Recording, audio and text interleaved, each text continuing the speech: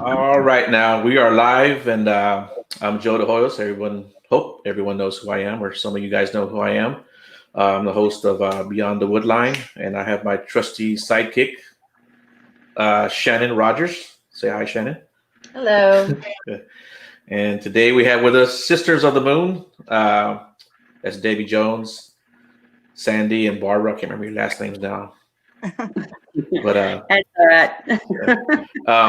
yeah, they're a female Bigfoot research group. Um, Debbie, would you start off and kind of introduce yourself and tell us a little bit about yourself? Oh, well, I'm Debbie Jones, and I live in Texas, East Texas. Um, I grew up in Northeast Texas, I think I'm about 40 miles from Falk, Arkansas. And so that, of course, is what got me interested in it. Grew up playing with my cousins in Falk, and back then we didn't know that what we talked about and called the Falk monster was actually a Bigfoot.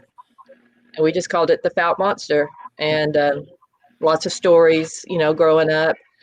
And then the movie came out, and still didn't know it was a Bigfoot because it was, just a monster.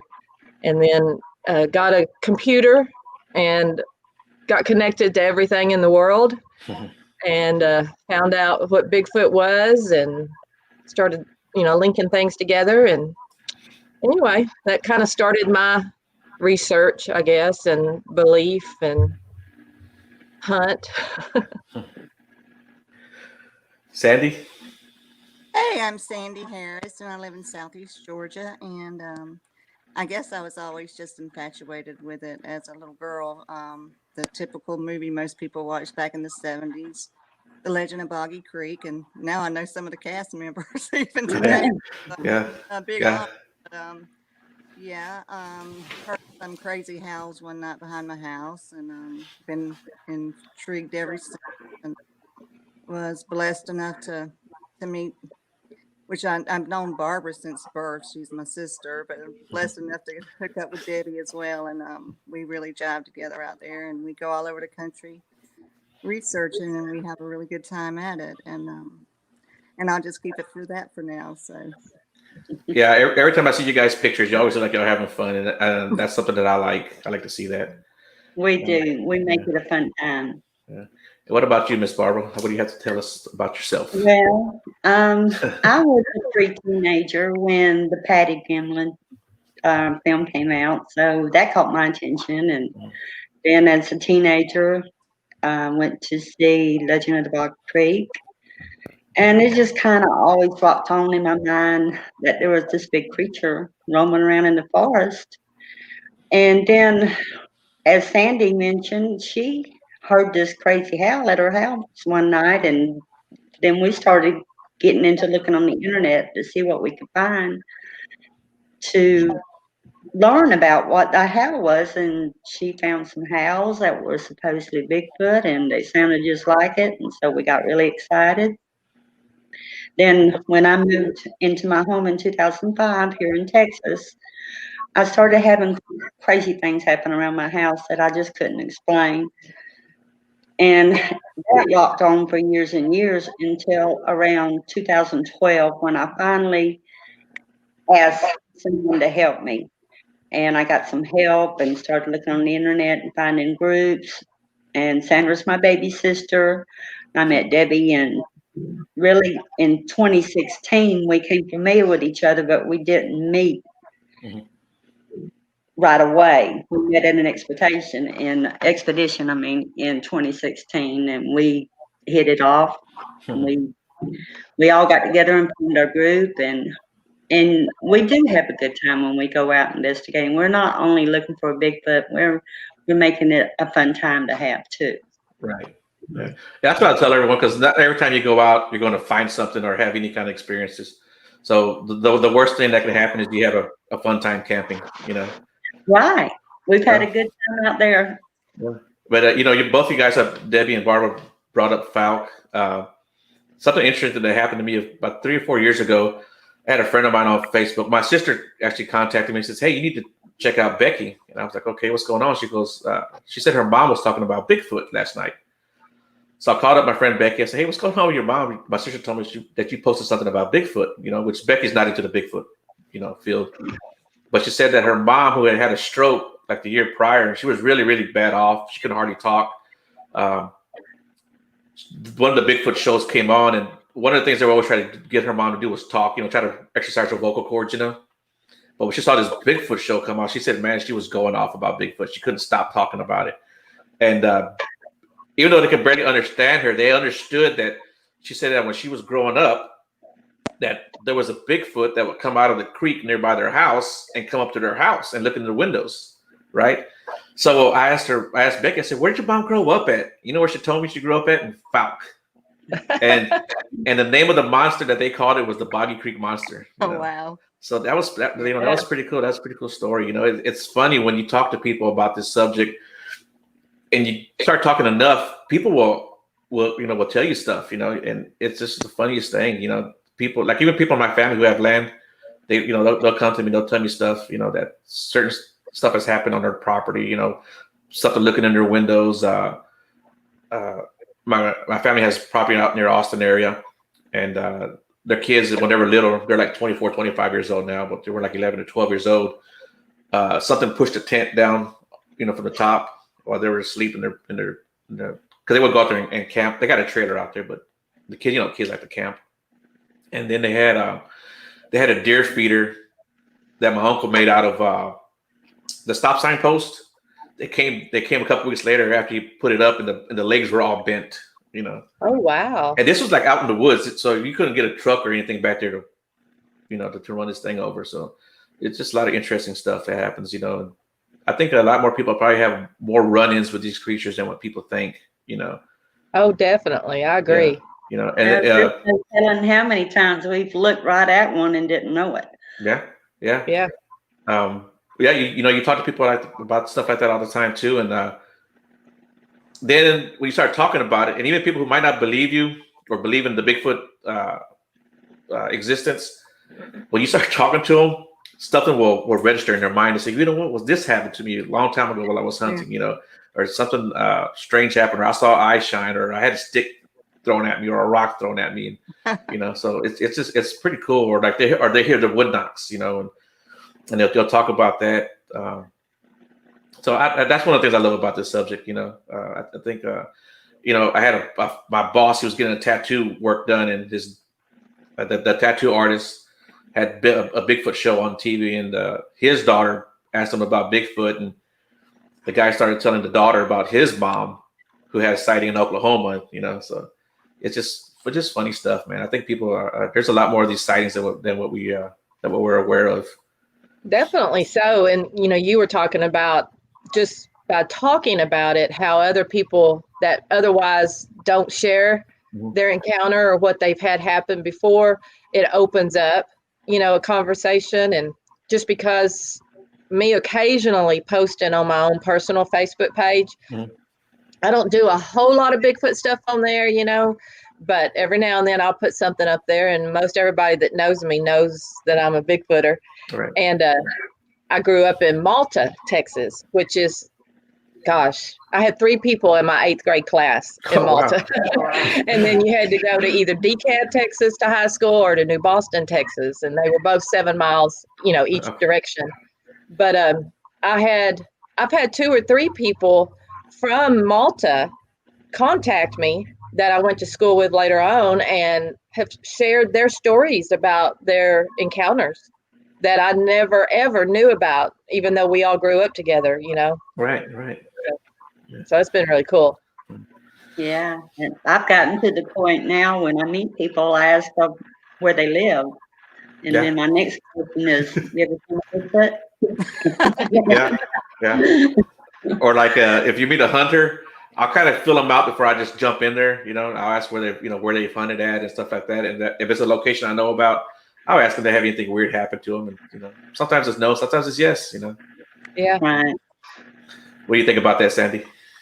Well, I was just thinking about how when you was talking about rocks being thrown, we had that happen to us up in North Georgia last year. Or actually, it was this year or last year. It was Last year. Yeah. last Yeah. year. Last year, yeah.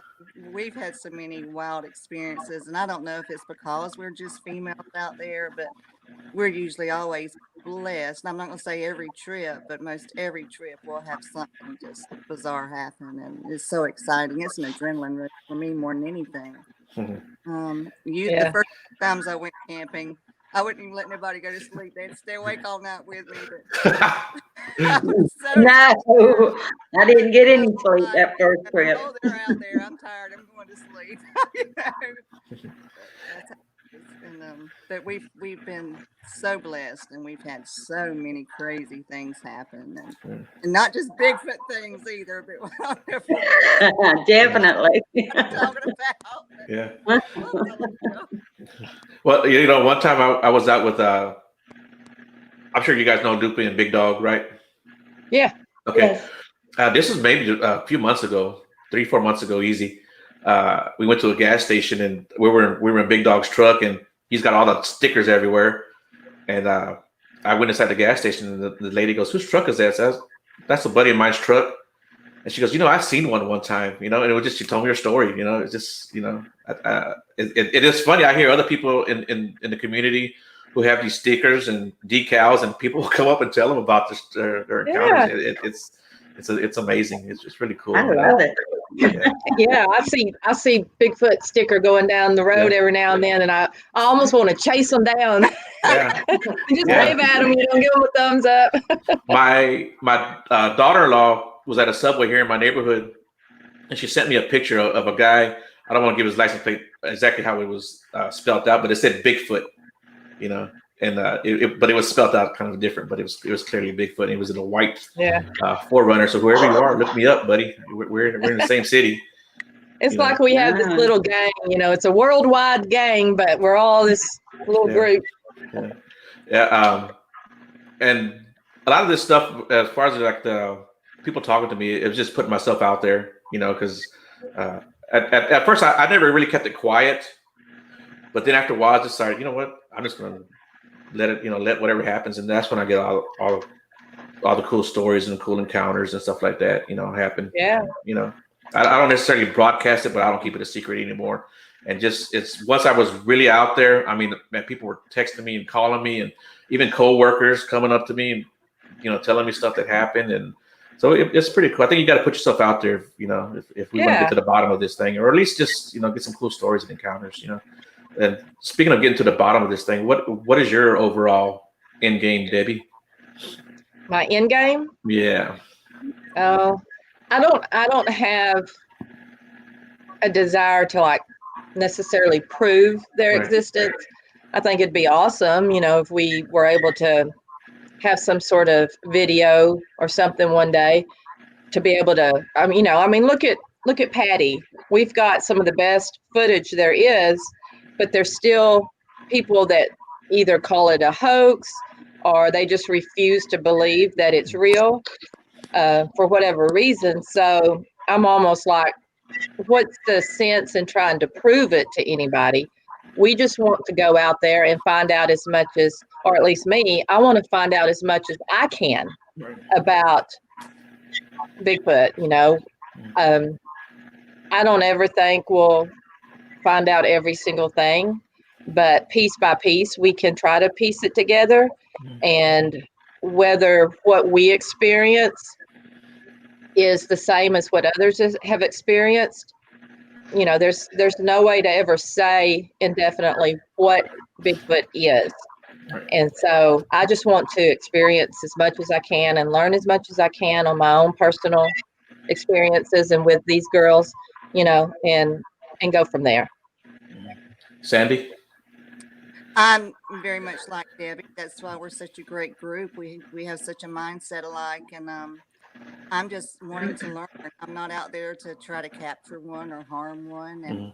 And every time we go out there, we always go in peace. And I think they get that vibe off of us, and maybe that makes them more game to try to come near us. And they've come very near us. But yeah, it's just an exciting world. And at this point, I still feel that they're more flesh and blood than anything else. But it's kind of crazy in this world. The more you learn, the more you need to learn more, because you keep coming up with more and more questions on what really is going on out there. Because things that happen do make you, and what you might have thought a little bit differently earlier, if that makes sense. But Yeah, yeah, yeah, yeah. You think you got the question answered, and all of a sudden you have another question.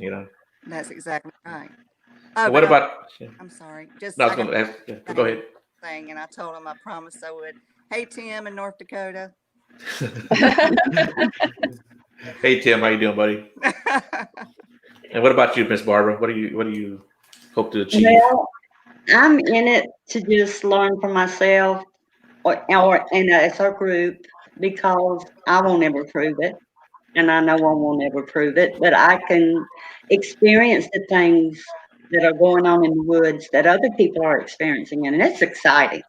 Right. It's exciting to think something 7 feet plus tall is outside your tent messing with you. And it's thrilling.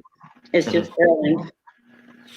Of course, some Shannon? people think it's crazy to be excited about something 7 foot tall outside your tent. Oh, we're a little crazy, aren't we? Yeah.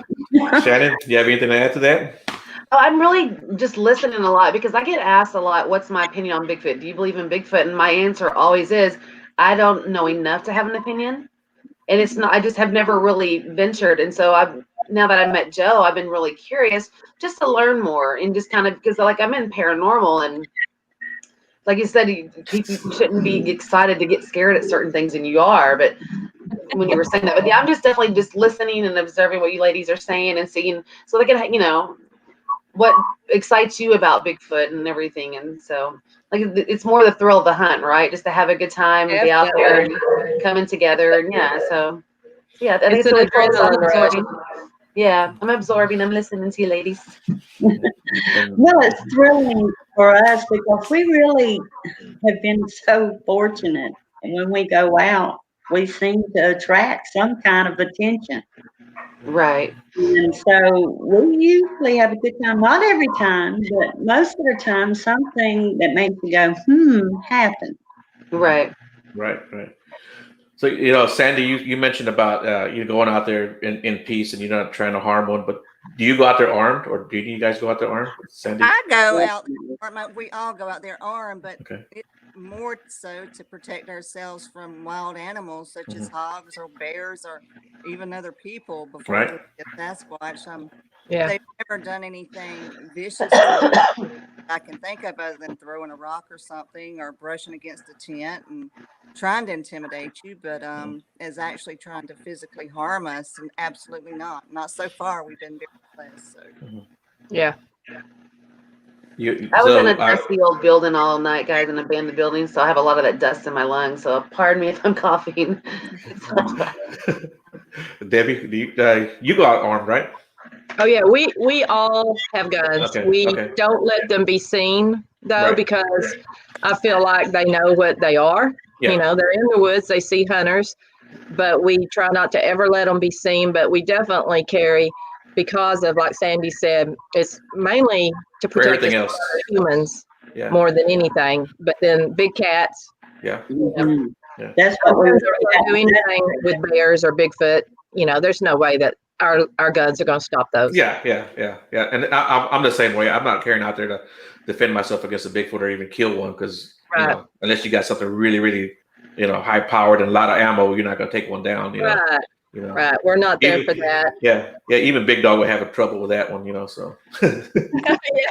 Yeah. We all know he goes out there armed to the teeth. But no, we come in peace. yeah, I do have a funny story about going out there armed and them not understanding. One time I was walking out there and I was in San Francisco Forest, and I heard a grunt, and it was definitely a hog. He was snorting at me. So I walked closer to the lake, and I walked along the bank, and I walked maybe 100 yards or so, and I went back to where I was at. And I'm walking a little bit further, and I heard that grunt again. I said, "Damn, that damn hog's still there," or I don't know if he was following me, or maybe it was a couple of them.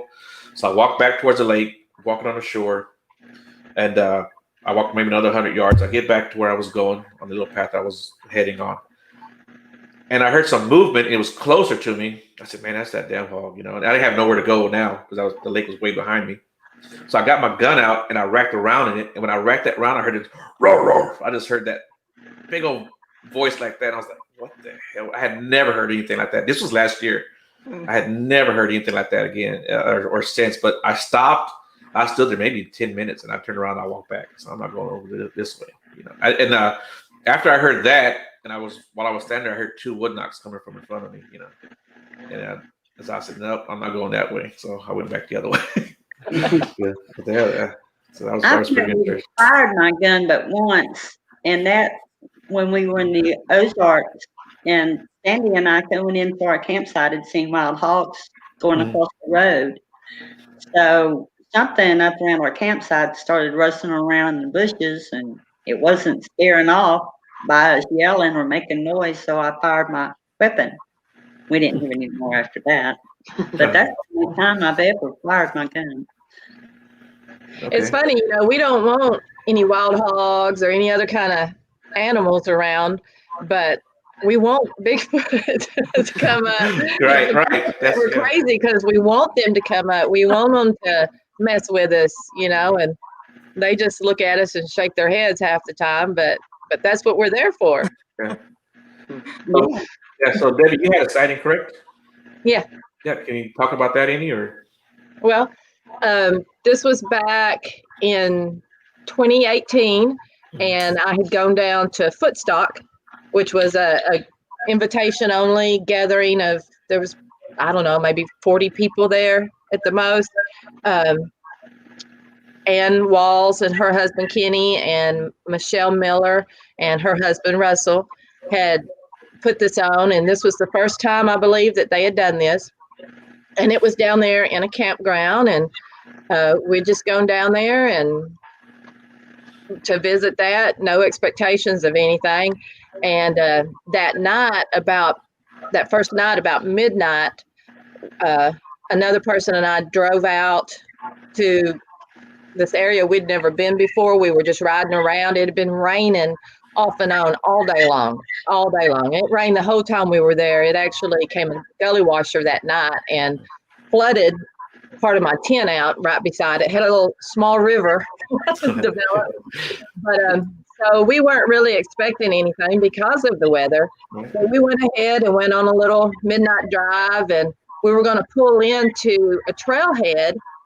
And I had never been to Sam Houston before. I live in Texas, but had never been to Sam Houston. And that's big for lots of sightings. Right. And so as we're pulling in, it was getting close to 12:30 at night, and she and I had been talking. And so I was driving, and I kept looking over, at her in the passenger, and I'd be nodding and then looking back at the road, and it was way down a dirt road. And as we're turning into this little parking area where the trailhead was, I had came in at an angle and then curved around. So my headlight hit the wood line in front of me, and they made a swipe from right to left. And as I'm pulling into park and those headlights are hitting the tree line, something came running across into my headlights from the left going to the right.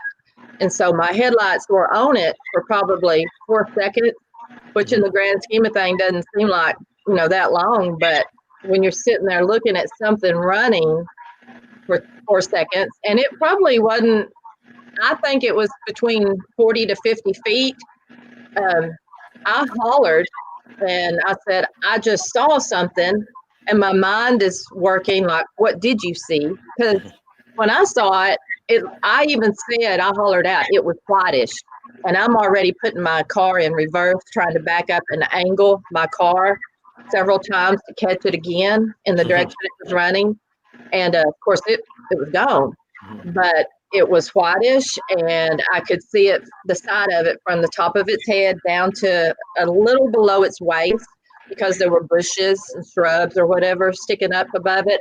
I could see its shoulder and its arm come out. I couldn't see its fingertips, and I couldn't see its actual face. I could just see the whole side of it.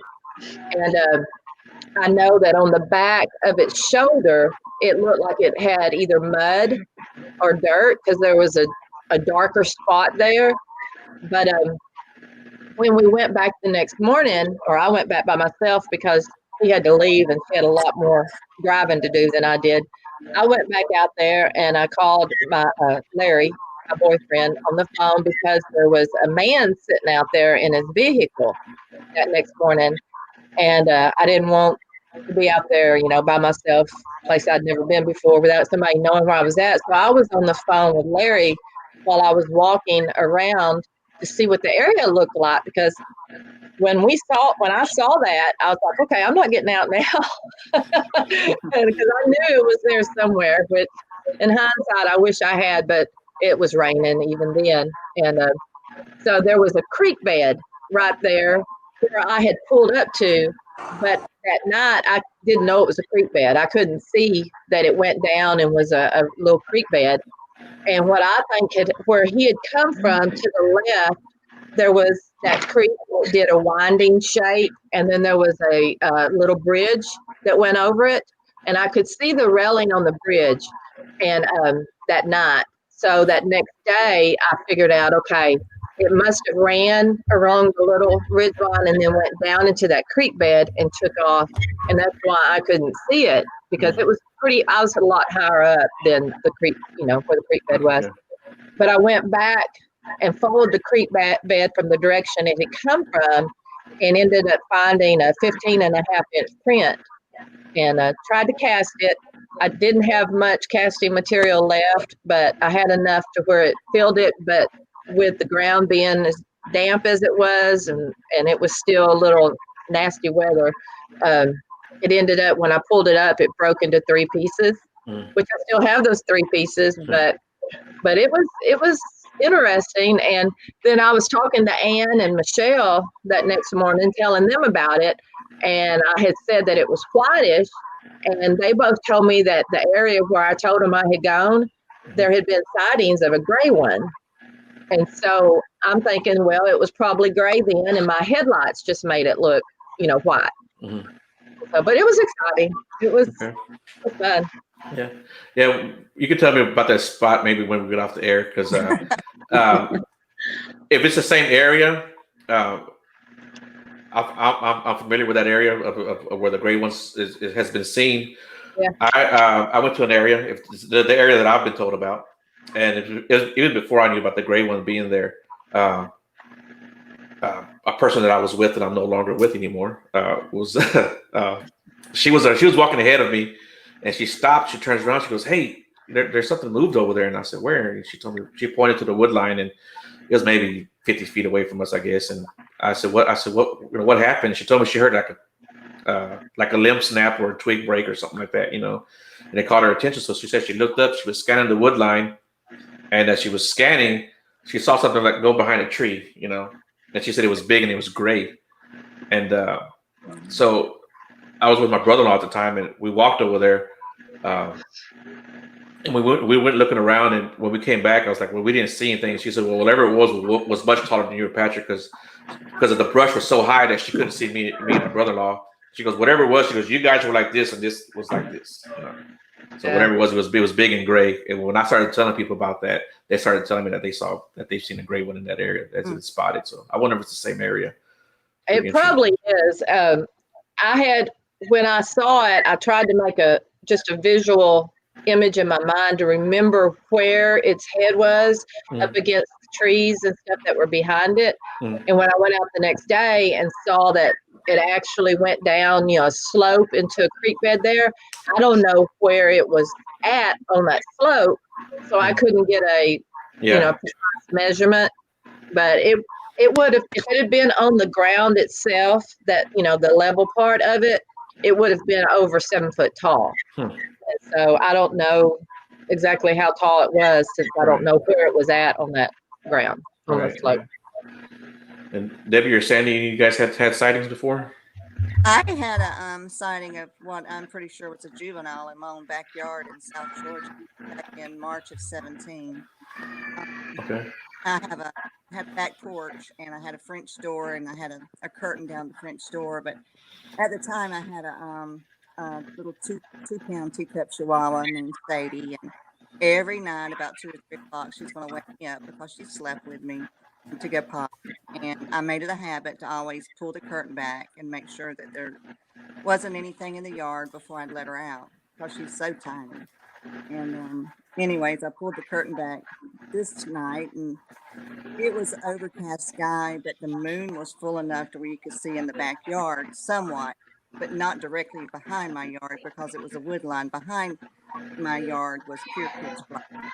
Well, I had a big white above ground pool, and I could see this figure darting back and forth in front of the pool really rapidly, and it was upright, and I could see arm movement, and it just kept doing it. And I'm like, what am I seeing? Am I dreaming this? So I even closed my eyes, I reopened them, and it would dart back and forth, and then it would disappear into the center of my backyard. And when it would go to the center of my backyard, I could no longer see it because it was pitch black in that area. And then I just stood there and watched for another moment, and then it'd be right back in front of that pool again, doing that same little crazy right back and forth. And I could see it because the pool was white. So I could see the dark figure, the background of the dark figure going back and forth when it was against the pool, if that makes sense. Yeah, yeah. And then it would dart back to the center of the yard again, and it wouldn't be but just a moment, and it'd be right back there again. I watched it do that several times, and I said, there's no way I'm standing here watching whatever this is. It wasn't even quite, I wouldn't think. My pool was about 50 inches tall, and it was to the top. So I'm going to say it was about 48 inches tall, which would have made it a juvenile. Yeah. So I finally went ahead and turned on my back porch light. And when I did, it disappeared. But what confirmed that I was not crazy, there was an armadillo in the center of my yard. And that's what it kept going back and forth, trying to play with or capture. Oh, okay. And it confirmed it for me. I'm like, oh my God, I really was seeing something, But the verdict is still out on her being crazy. Okay.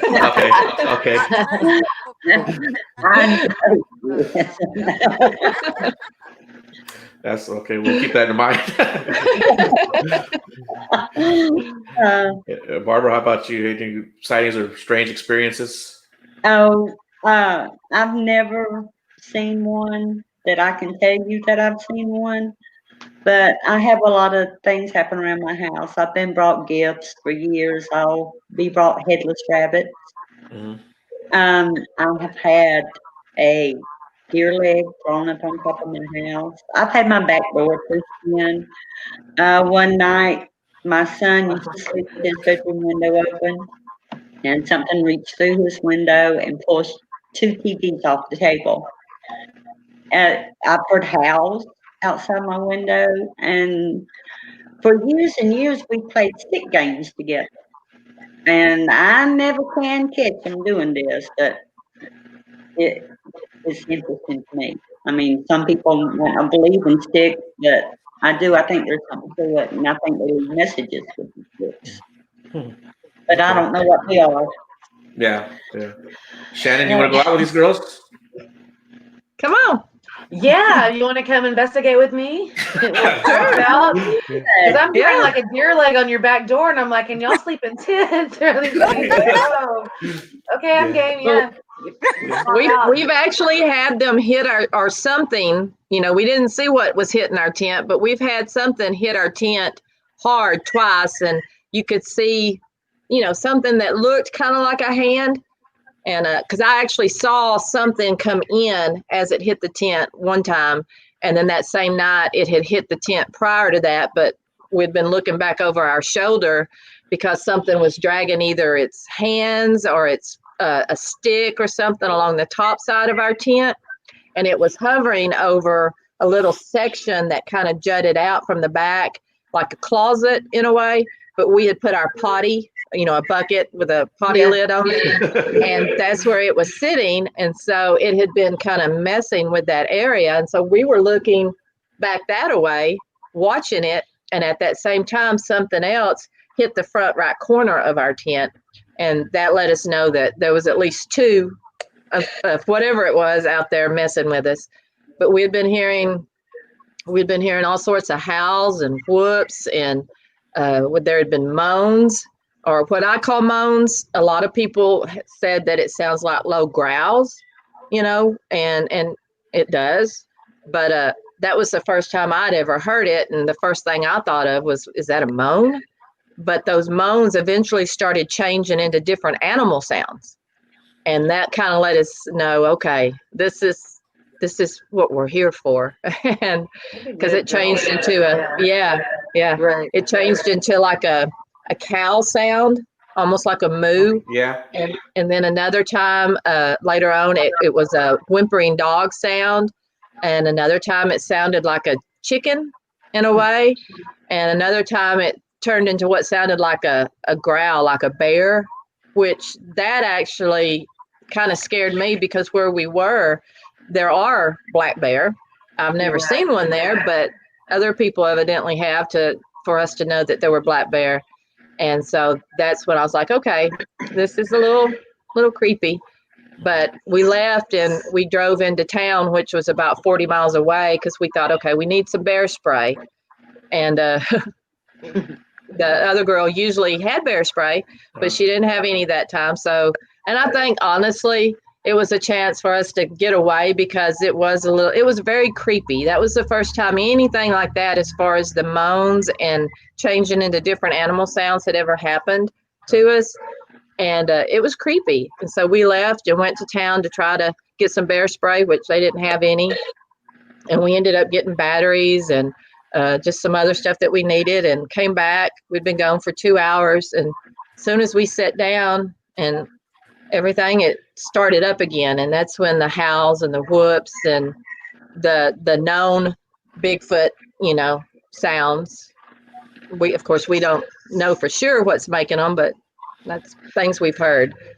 So just being someone that's not experienced and, with Bigfoot and everything, I mean, do y'all set up like cameras outside your tents that you can watch, like as they're recording outside, you're inside watching or anything like that? Do y'all do a lot of technology, or how do y'all investigate? I'm just curious, like what's y'all's little setup when y'all go? We don't like cameras in our camp. Cameras might get set off from camp, but we don't like to set them out in our camp because I think that discourages them from coming out somehow. But we do take a lot of audio. Right. And we have FLIRs. So we have, thermal imaging. We have those, and we use those. And then we have night vision as well, and we use that.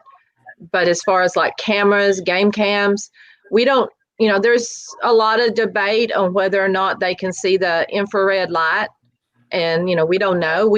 And like Barbara said, we don't want to take any chances and put those around our camp, because we do want them to come into our camp. We want to experience everything. So we might have them set out far away, but usually the only things we use are FLIRs and night vision and audio, and then odd little things. We've had chimes. We hang chimes out there and glow sticks, and we've had something hit the chimes, several times in a row. That was really weird. And but anyway.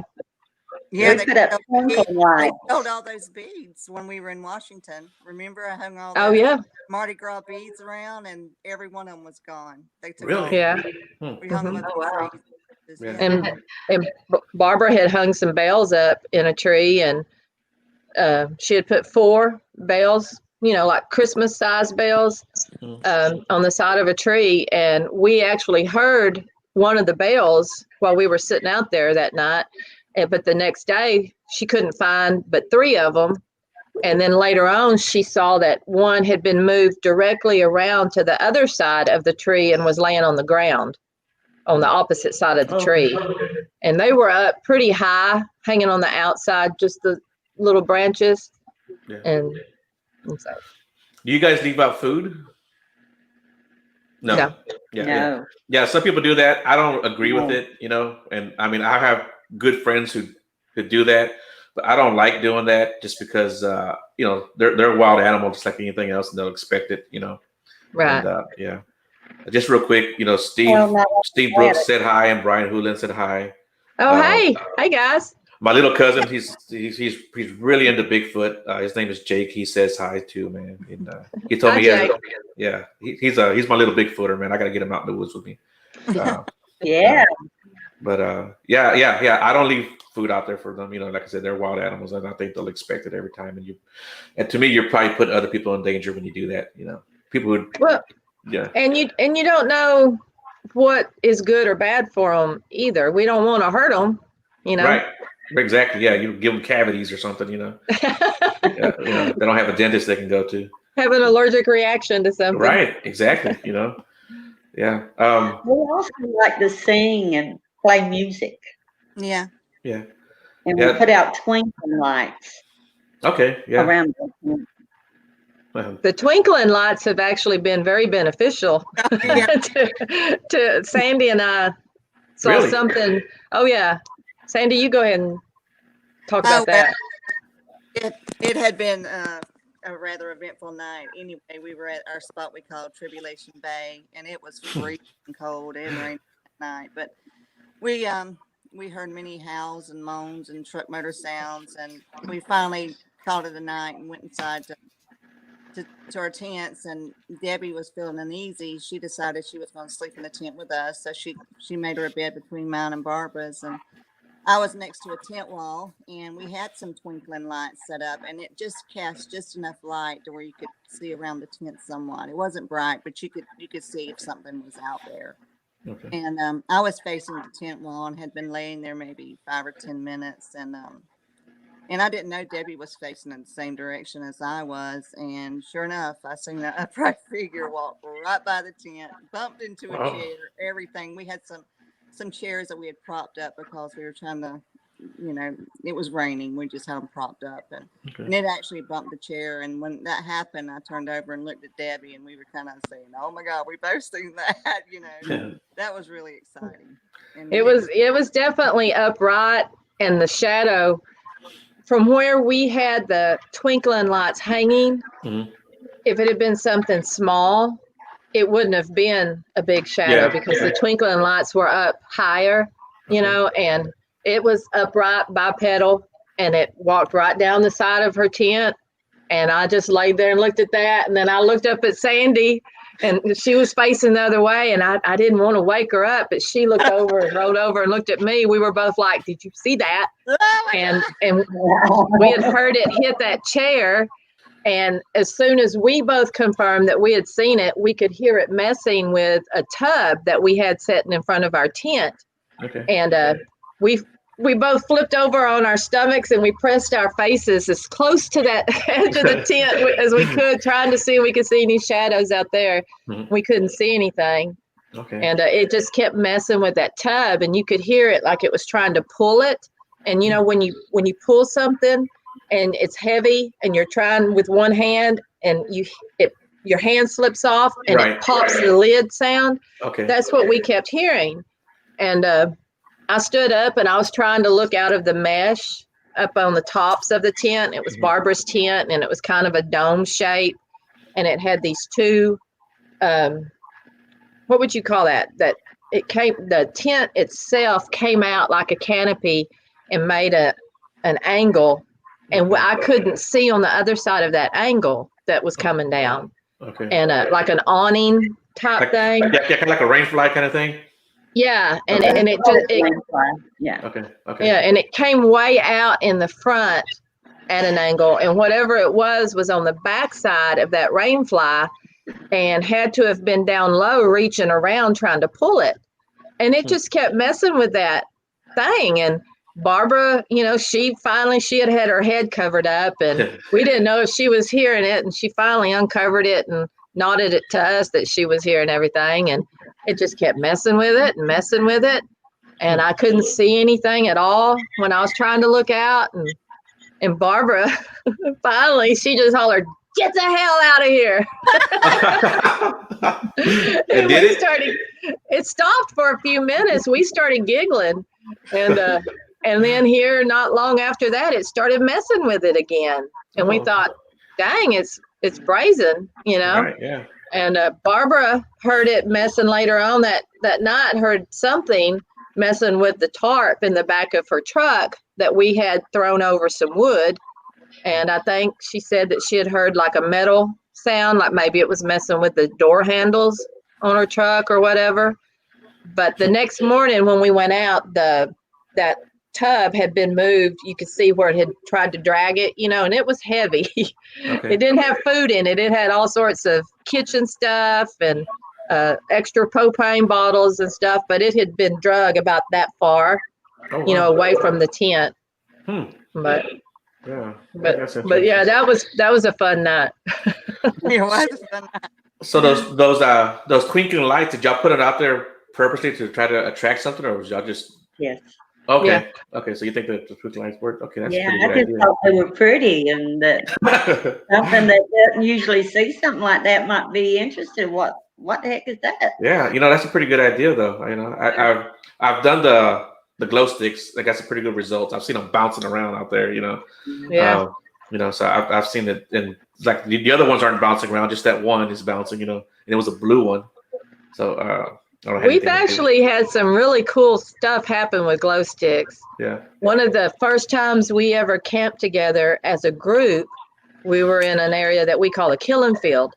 And we had found, it was probably, I'm not good with acreage, but it was a big area. And we found tons and tons of bones. And but anyway, we had camped over not far from there and had hung out 14 glow necklaces, Okay. on the tree line. And we put them out there because for the same reason Barbara said, they may think they're pretty. And plus, we can't see that far out and it's just dark. And if something passes in front of it, it's going to black it out, And but that next morning, that's the night we had something hit the chimes.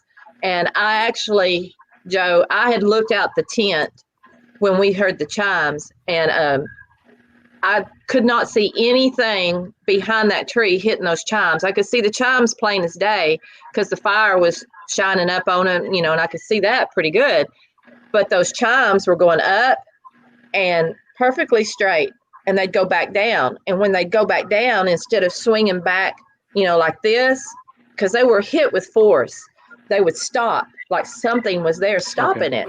And you can hear it on the audio that when it hits, it kind of goes blump, blump, blump, blump. But it did it 5 times. And this is one of those unexplained things that made me open my mind a little bit more to maybe there is something more to Bigfoot than what we can explain, because it looked like those tubes on those chimes, they were all perfectly straight when they were up like this. And it was normally those chimes would fall back down, and fall down around that ball, but these weren't. They were perfectly straight, and then they would just stop and go back up. And they did it 5 times, and then it paused for a few seconds, and then it do it again and pause and do it again and pause. Could not see anything back there doing it. Right. But that next morning, 5 of the glow necklaces were missing. Couldn't find them anywhere. And 2 weeks later, we came back to that area and had some more stuff happen. And then 3 weeks after that, came back to that area and found some different stuff. But on one of those trips, Barbara had come back with us, and she and I were by the fire, and there was a pallet, a wooden pallet that you set stuff on. It had been leaning against the tree that those chimes had been hanging on that first night. And we had just left our firewood out there and everything until we came back, the second and third time. So this particular time when Barbara had come back with us, she and I were sitting there and by the fire, and it was getting low, and she was, throwing wood on the fire, and she had pulled the pallet away from the tree and was going to break off a piece of that wood. And when she moved that pallet, 5 glow necklaces rolled out from underneath that pallet. Oh. And that pallet was directly under where those chimes had been that first night.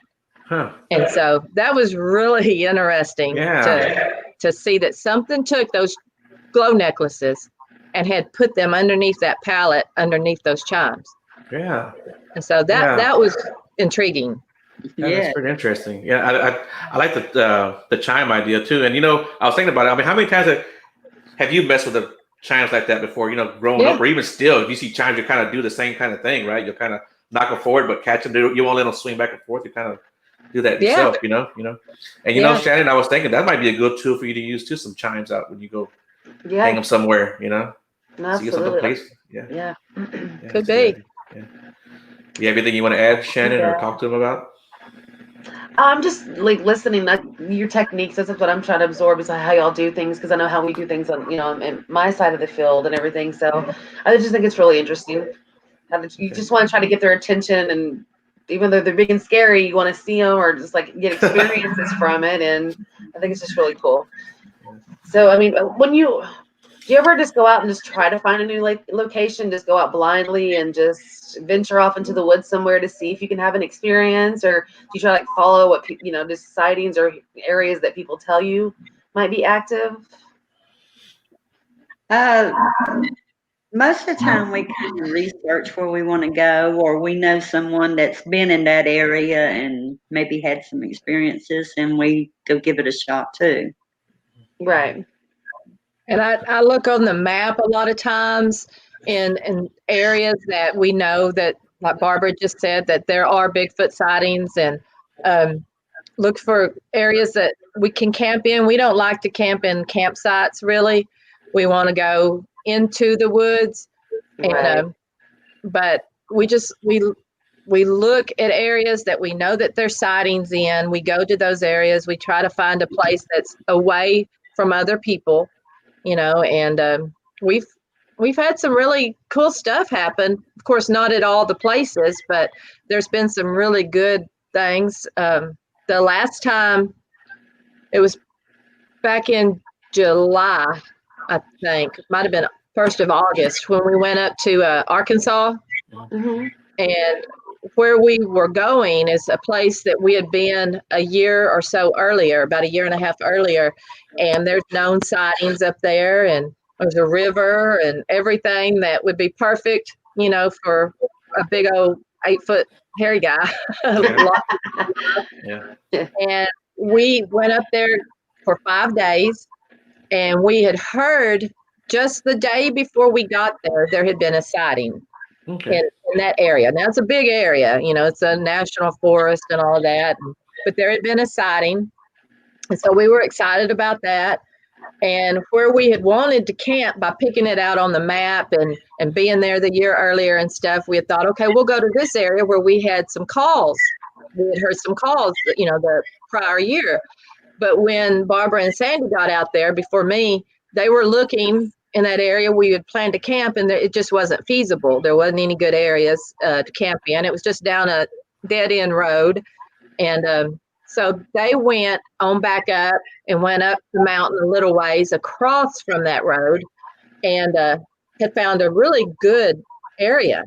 And Barbara and Sandy had seen another place right before that they thought would be good. There was a cemetery close by, and the river was just right there, but there was somebody down there, and so they didn't want to camp there.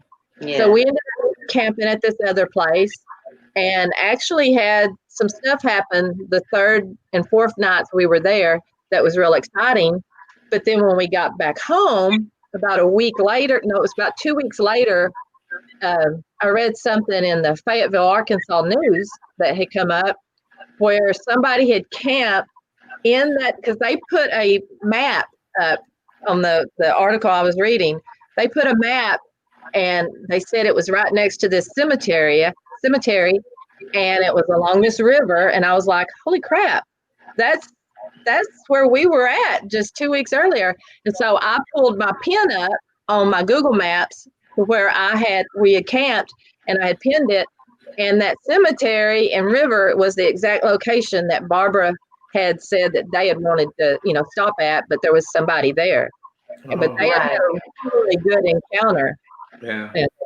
But so it's cool. It's a lot of fun, trying to find good areas, and then when you go out there, it turns out to be good. Yeah. So what do you guys have going on right now? You guys are part of any kind of projects or expeditions? No, we haven't planned anything yet, but before long, we go out all year long, but we really like to go out in the colder times of the years, because there's less brush to try to look through. in the forest. I Right. don't have to worry about snakes. Yeah, or horse flies. Yeah, I'm a nasty. Man, I hate horse flies, man. They tear you up. I hate mosquitoes and ticks. Yeah, Yes. yeah. I've had ticks on me before. Yeah. Yeah, I hate that. But we Yeah. just got back from the Pacific Northwest. We were up there for 8 days and went up into Washington. And the Olympic project was so sweet and good. Shane Corson, I had messaged him because we had planned to go to Oregon. And with the fires and everything the way they were, we it just wasn't going to work for us. And so I messaged Shane, and he invited us up to one of their areas, and we went up there and went to the Olympic National Forest and camped and just had a wonderful time for a week. Came back down into Oregon, and Todd Nace came out and visited with us, and so we got to meet a lot of people we were friends with for a long time on Facebook. Got to meet them in person, and that was a wonderful, wonderful experience.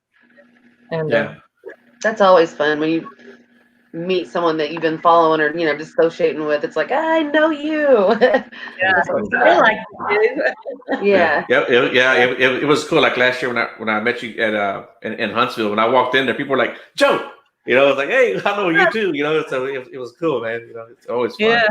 And it's really neat.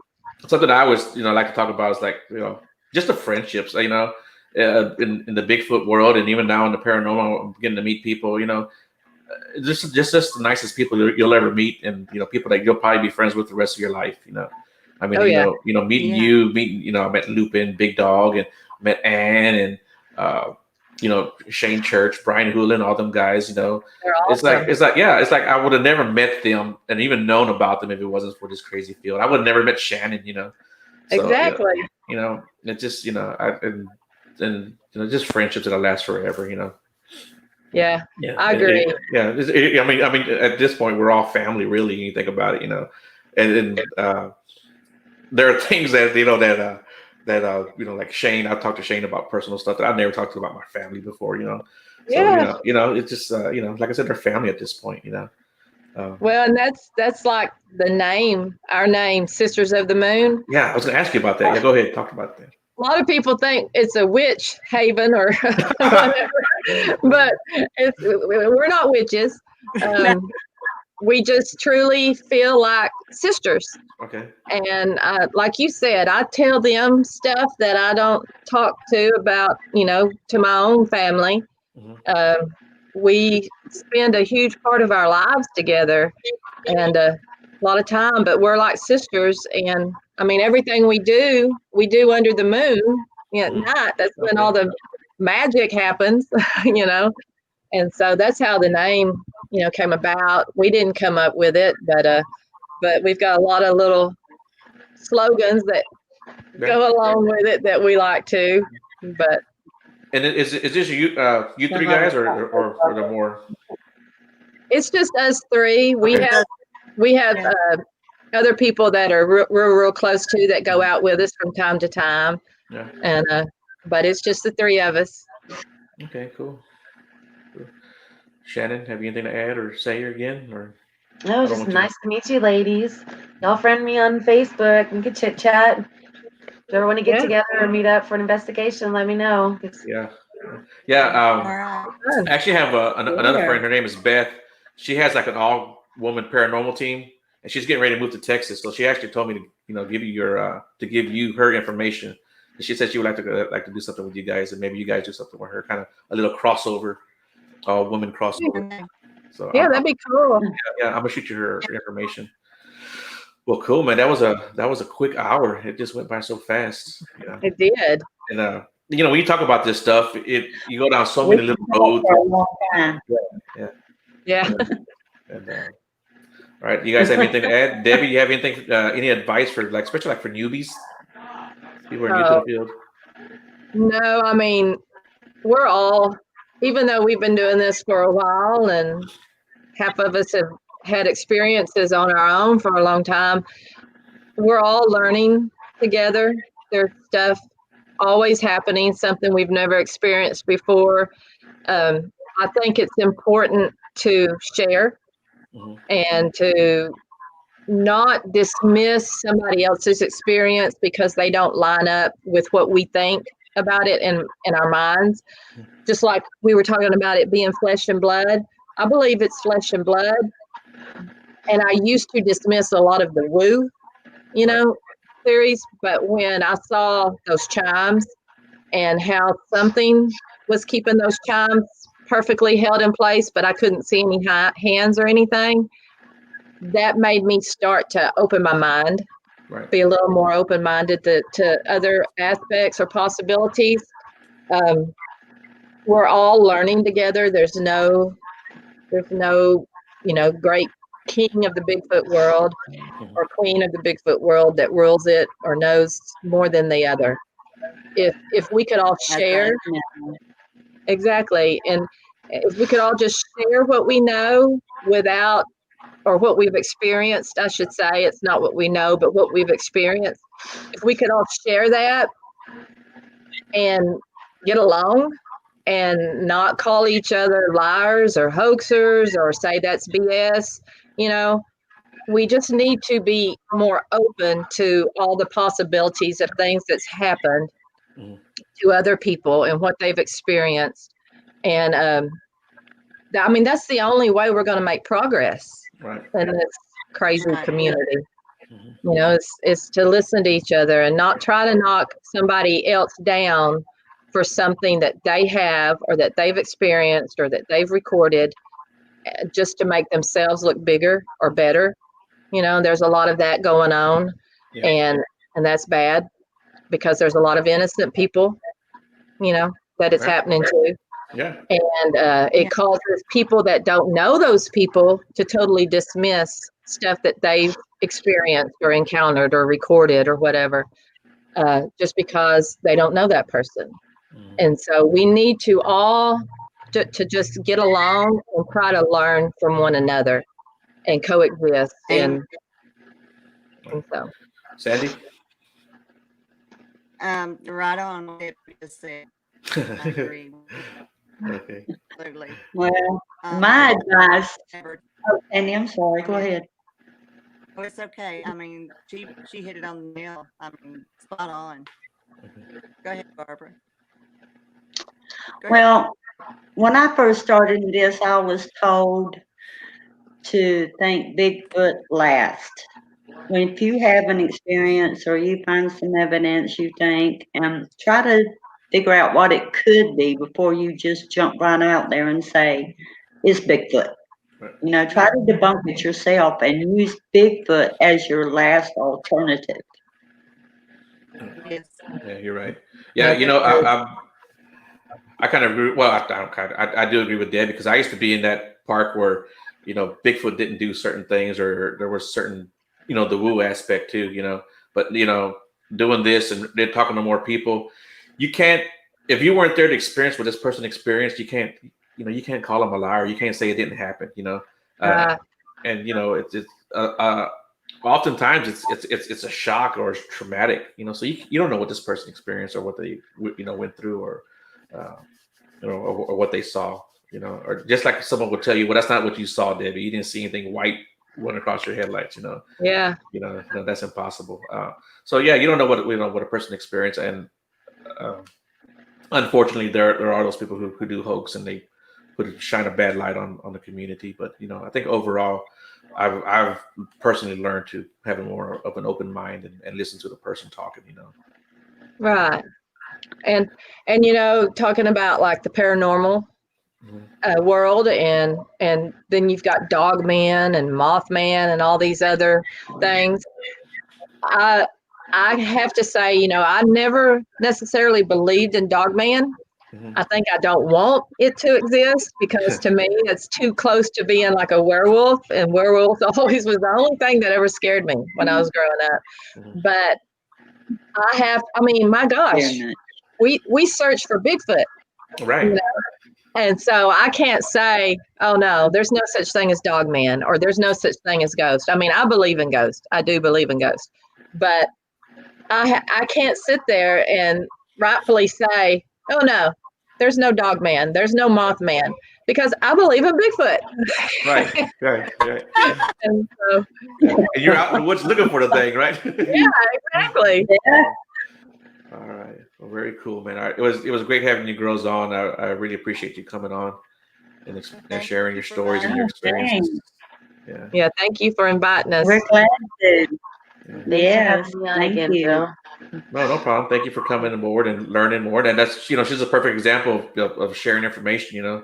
She's here trying to learn and, you can't do that with a closed mind. She's from the No. paranormal field. And Yeah. if she wanted to tell me, no, Joe, I'm not going to be on your show today because you're talking about Bigfoot, she's here and she's opening up to us, Well, yeah, I was That's wanting to great. go out with Joe and do a hunt one time, but like I said, people ask me, I'm like, I don't know enough to really give an opinion whether I believe it or not, because I believe anything's possible. So Yeah. I'm very open-minded to go. I think it would be an awesome, fun time to get out there and just be open-minded and then just the thrill of the hunt, go find out. So And like I said, worst case scenario, you're out there camping. There's nothing yeah, wrong with that's that. Yeah. good times. Mhm. All right, guys. You guys want to tell everybody goodbye? Bye, everybody. Bye. Yeah. Bye, everyone. Thanks for tuning in. Thanks for the chat again. The chat room was very active. It's been very active about the last month and a half, and I appreciate everyone coming on. So you girls hold on real quick, and I will end the show. And everyone else, y'all have a good afternoon. Enjoy your day. Thank you. You too. Bye. Bye. Bye.